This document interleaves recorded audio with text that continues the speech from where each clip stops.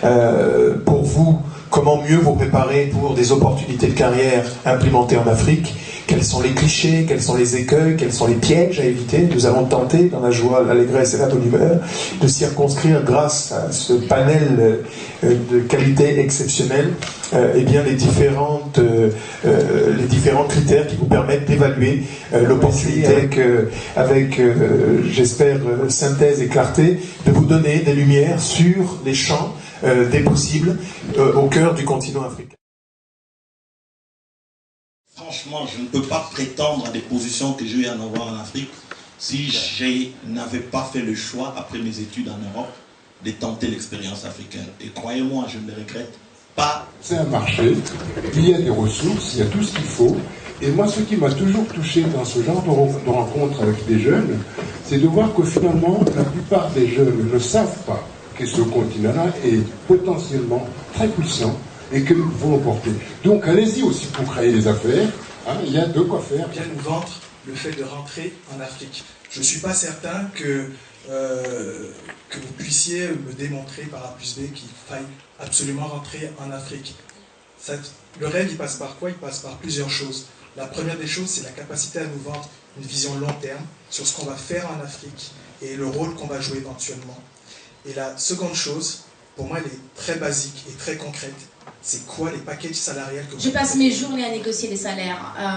Et quand on parle d'Afrique, l'Afrique, il est énorme. On ne peut pas comparer les salaires en Angola avec les salaires en Afrique du Sud, avec les salaires au Gabon ou au DRC. C'est vraiment très... Mais je confirme, c'est compétitif.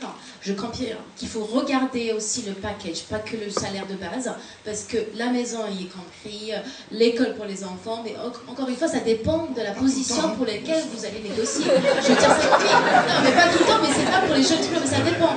Et ce qui se passe, c'est qu'en termes de package, vous rebondirez après en disant si c'est représentatif ou pas. Pour les juniors, un junior considéré comme quelqu'un qui a une expérience de moins de 3 ans, pouvait espérer en moyenne environ 2000 euros. Quelqu'un de middle, on va dire entre 3 et 5 ans d'expérience, pouvait espérer entre 2300 et 4000 euros. Je parle en net. D'accord? Et un senior, quelqu'un avec plus de 5 ans d'expérience, peut aujourd'hui espérer en Afrique gagner plus de 4000 euros.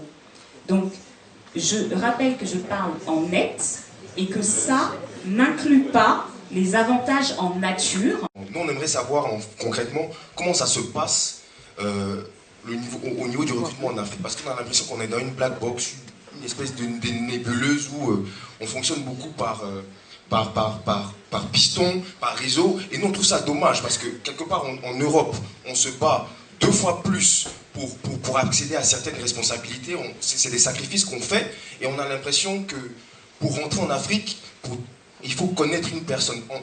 Chez nous, en Côte d'Ivoire, on a une expression, on dit, quand tu rencontres quelqu'un qui rentre, il te dit oui, je m'en vais me chercher. Mais ce que tu apprends après, il s'en se chercher parce que son oncle connaît le N+1, le N+2. J embauche. Donc, allez sur le site J Carrière, regardez les emplois qui vous plaisent. S'il y a un emploi qui vous plaît, vous m'envoyez la job description et votre CV, et je ferai passer dans les ressources humaines.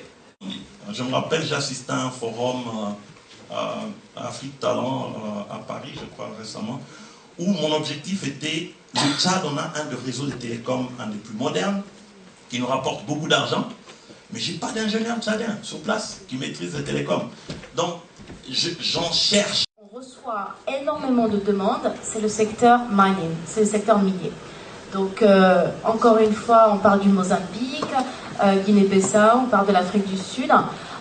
Donc là, le deuxième secteur où on a pas mal d'opportunités de travail, c'est le secteur minier.